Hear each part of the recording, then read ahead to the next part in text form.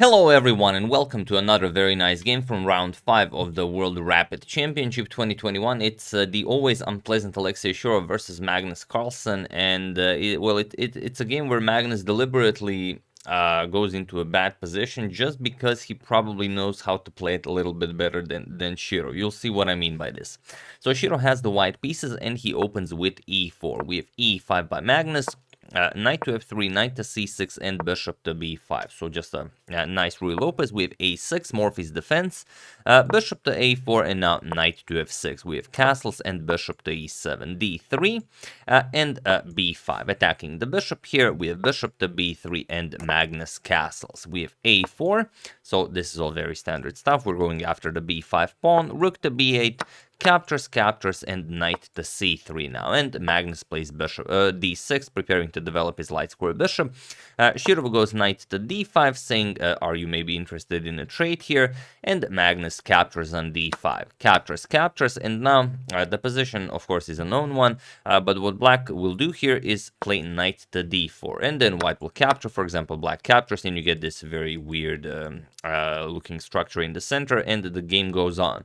However, Magnus does not go knight to d4, he goes knight to b4, and this is where the fun really starts, as it's a very weird square to place your knight, because Shirov just plays c3, and he asks Magnus, what do you do with the knight? You can't go d5, you can't go c6, the only square you have is the a6 square. So this is what Magnus plays, and now there is a game where bishop to c2 was played, but here Shirov says, alright, you are not freeing that knight with knight c5, I'm just gonna play d4, and it is now as of move 14 that we have a completely new game. So let's see how Magnus intends to bring this knight back into the game. We have bishop to f6. Defending the e5 square, d captures on e5, d captures on e5, and now bishop to e3. Again, taking care of that c5 square, we have queen to d6 by Magnus. He now wants to get the knight to c5, and now we have knight to d2 by Shirov. Also very interesting was bishop to c2. It's just a useful piece to have on this diagonal. Maybe you can even double up here later on, but also you are preparing b4. If white can get b4 in, that's going to be incredible.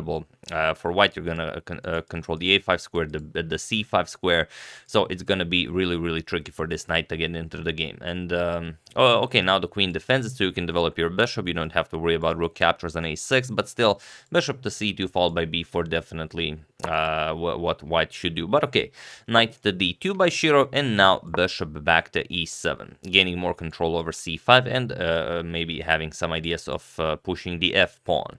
We have f4 by Shirov, e captures on f4, bishop captures, and queen to b6 check, king to h1, and finally Magnus gets the knight into the game, knight to c5. Attacking the bishop here, Shirov goes bishop to c2, and now we have bishop to b7. So Magnus also enjoying his bishop on this long diagonal, and if you load this position to an engine, they will tell you white is completely, or well, maybe not completely, but white should be winning here, although it's not all that clear why, but those are two difficult questions to answer. In a rapid game, white, the engine just says queen f3, incredibly strong for white, but Shirov played queen to e1, and it kind of makes sense because you really don't understand what the queen is doing on f3 aside from this, and I mean that doesn't look pleasant. But queen e1 followed by queen to g3, that is something that we can relate. Then maybe bishop to h6 can come, and an attack is already happening. So here Magnus quickly shifts this rook over to the e file, aligns it with the queen to g3. And now as the d5 pawn is hanging, okay, your c7 pawn is hanging, but it's not as important. Bishop captures on d5 by Magnus, and now bishop captures on c7. Again, it is a question maybe a bit too hard to answer for a rapid game, but maybe throw in a b4 here and there. So bishop captures on c7, attacking the queen, and now queen to c6, threatening bishop captures on g2 with check, because then if the queen captures, you can pick up the bishop on c7. So Shirov brings the bishop back. We have bishop to e5. Now Shirov is threatening checkmate on g7, and Magnus has to figure out how to defend this. Does he go knight e6? Does he go g6, f6, or whatever? He plays f6. Always have to be very careful when you play a move like this, but he feels very confident. Bishop to f4, and now knight e6, attacking the bishop. So queen to h3, attacking the h7 pawn, and now Magnus plays g6. We have bishop to h6, attacking the rook, and now again there are a couple of nice ideas you can play here, but Magnus goes knight to g5. He attacks the white queen here, and it's not all that easy to figure out how to go about this position, especially since Shirov is very low on the clock. Magnus has some 9 minutes on the clock. I think Shirov is 2 or 3 minutes on the clock. I think closer to 2. And the thing is, if you play something like, let's say, queen g3, then bishop d6, we continue piling up on the white queen, queen g4, let's say, and now rook to e3. And it's a complete mess of a position, but it's definitely not pleasant for this white queen here. For example, you capture the rook h5, and how are you defending the g2 pawn? There's really no good move you can make here. So instead, after knight g5, we have bishop captures, eliminating this very strong piece, f captures on g5, and now bishop to b3, offering more trades. Bishop captures on b3, knight captures. We have rook captures on f1 with check, rook captures on f1, and now bishop to f6. And if you look at the position now, the material is completely equal. It's a bishop for a knight, but as the game is on both sides of the board, a bishop tends to be a little better than a knight. So here we have queen to d3. And now g4. But as you know, when time on the clock is very low, knights are usually a little bit better than bishops, because they, very unpredictable when they jump around the board. So knight to d4, and here queen to c4. Magnus offers a queen trade, and he wants to go into the endgame. Queen captures on c4, b captures, and now knight to b5. We have rook to e2, and now the situation on the clock is Shirov has some 1 minute on the clock, Magnus 2 minutes on the clock, and your b2 pawn is hanging. So how do you defend it? Well, first we have g3. What's the idea here? Well, if you go after the pawn, you're going to lose the bishop, and obviously you could not capture the bishop right away, because then you're getting checkmated. So that's why Shirov had to prevent this by playing g3. We have bishop to e7 now, preparing to grab the b2 pawn, and knight to a3 now. Now you are defending it by attacking the c4 pawn. Now Magnus could capture on b2, but he could also capture on a3. If you capture on a3, for example, b captures, and now let's say you go after this pawn, it's pretty much a draw. Just rook a1, white will start pushing this pawn. If you capture here, we're going to play a4, now rook b3. Black also wants to start pushing his passed pawn, for example, a5, c3. Now you can't really afford a move like c2 and rook to b1, otherwise black wins, so you're going to have to move the rook away from the a pawn, then black will attack the a pawn, and this is a draw. So after this knight to a3, Magnus goes rook captures on b2 instead, and now knight captures on c4, rook to e2, and now knight to b6. We have king to g7, knight to d5 now, attacking the bishop, bishop to d6, and now knight to f4, attacking the rook here, rook to e3, attacking the pawn, and now king to g2. He's giving up the pawn, and although the pawn can be captured, Magnus decides against it for the moment. He first guards the h5, the g4 pawn. You could capture on c3, for example, let's say knight e6, king g8, now rook f2.